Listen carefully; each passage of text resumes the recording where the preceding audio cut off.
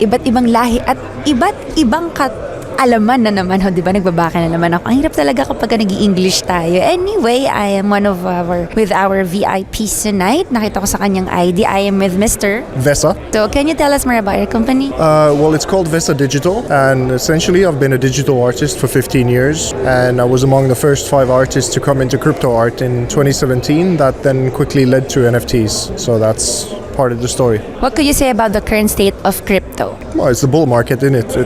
It's quite bloody at the moment, but it'll start to pick up the coming year. How can blockchain technology be leveraged to enhance the security and transparency of global supply chains, and what challenges need to be addressed for its widespread adoption? Wow, that's quite a question. I mean, I wouldn't be maybe the expert on supply chains to say something like that, but for the digital art side, it's been a revolution in and of itself by that, because I did digital art for 10 years before it was a thing, and so now it changed completely how digital artists and digital products altogether are sold in the global marketplace altogether. So that's one thing that is an absolute revolution already. But even going before that we have, I think, in the world about 3.5 billion people without a bank account. And now with Bitcoin you have essentially a bank on your mobile phone.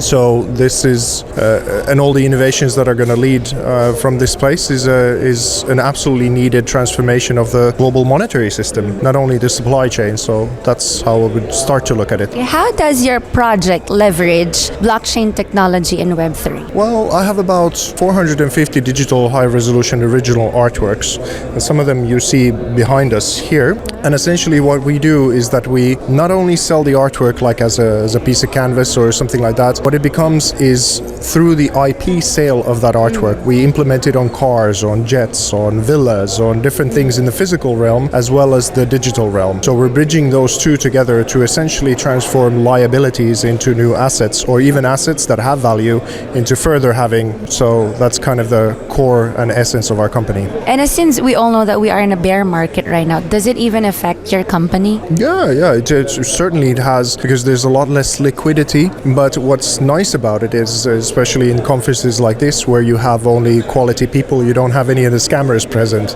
because the kind of easy money attracts a lot of the flies that don't necessarily, they don't build anything, they just do the hype cycle thing and then they leave. So when you're building in the bear market, you usually have very good people, and then you get prepared for the next kind of iteration of when the bull returns. Do you have any project upcoming?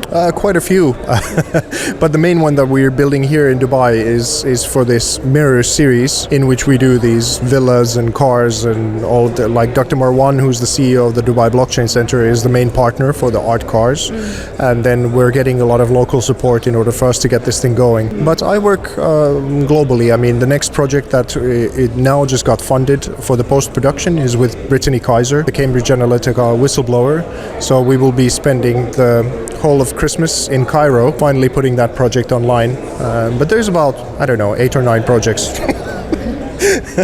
We can't wait for that. Anyway, last question. What do you think is the future of money? I think it'll have pockets of decentralization. I hope Bitcoin survives all the different kinds of attacks that it's going to have. Of course, the central banking digital coins are coming, whether we like it or not. It's going to be an evolution, but essentially it would be just nice that we return to what money is meant to be, a store of your labor. Something if you do a week of work, then that labor is stored in that money. That's the idea of money, right? As Nick Spanos was earlier saying in the sort of his keynote.